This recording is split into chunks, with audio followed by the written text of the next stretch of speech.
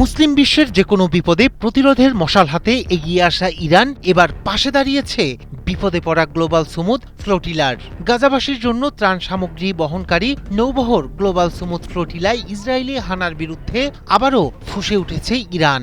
আন্তর্জাতিক এই নৌবহরে নেতানিয়াহু সরকারের আগ্রাসনের তীব্র নিন্দা জানিয়েছে দেশটির পররাষ্ট্র মন্ত্রণালয়। বৃহস্পতিবার এক বিবৃতিতে মুখপাত্র ইসমাইল বাঘাই বলেছেন, এই নৃশংসতা আন্তর্জাতিক আইনের স্পষ্ট লঙ্ঘন এবং সন্ত্রাসবাদী কর্মকাণ্ড। এছাড়া বিভিন্ন দেশ থেকে আগত ফ্লোটিলার কর্মী এবং তৃণমূল পর্যায়ের গোষ্ঠীগুলোর মানবিক প্রচেষ্টার ভূয়সী প্রশংসাও করেন তিনি।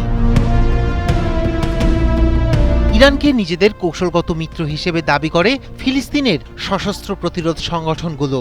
ইসরায়েলের বিরুদ্ধে কয়েক দশকের লড়াইয়ে ফিলিস্তিনি যোদ্ধাদের আকুণ্ঠ সমর্থন দেয় বারবার মূল্য দিয়েছে তেহরান। তবুও ফিলিস্তিনের হাত ছাড়েনি ইরান। এরই ধারাবাহিকতায় ফিলিস্তিনের মুক্তিকামী মানুষের পাশে সহায়তার হাত বাড়াতে আসা আন্তর্জাতিক মানবাধিকার কর্মীদের পাশে দাঁড়িয়েছে খামেনি প্রশাসন। গাজাবাসীর জন্য ত্রাণ সামগ্রী বহনকারী নৌবহর গ্লোবাল সুমুদ ফ্লোটিলাকে আটকের মধ্য দিয়ে নিজেদের আসল ছবি আবারও উপস্থাপন করল ইসরায়েল। এ ঘটনায় বিশ্বজুড়ে বইছে সমালোচনার ঝড়। থেমে নেই মুসলিম বিশ্বের অন্যতম শক্তি ইরানের প্রতিবাদ। ইসরায়েলের আগ্রাসী পদক্ষেপের কঠোর নিন্দা জানিয়েছে দেশটি।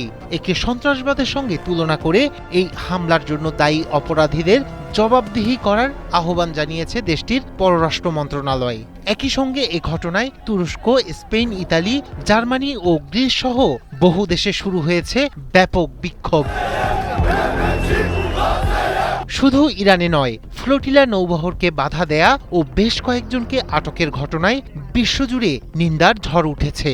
এ ঘটনাকে সন্ত্রাসী কর্মকাণ্ড হিসেবে আখ্যা দিয়েছে তুরস্ক।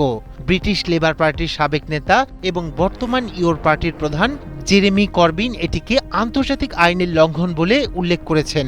আর নৌবহরে বাধা দেয়া ও কয়েকজনকে আটক করাকে অপহরণ আখ্যা দিয়েছে ফ্রিডম ফ্লোটিলা কর্তৃপক্ষ।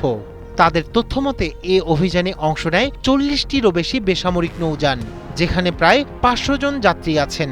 তাদের মধ্যে রয়েছেন বিভিন্ন দেশের আইন প্রণেতা ও মানবাধিকার কর্মী।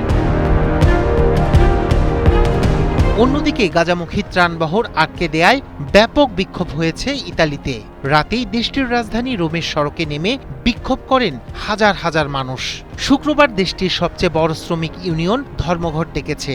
এছাড়া বিক্ষোভ হয়েছে জার্মানি, তুরস্ক, গ্রিস সহ কয়েকটি দেশে। রায়হান কবি শুভ্র, ৭১।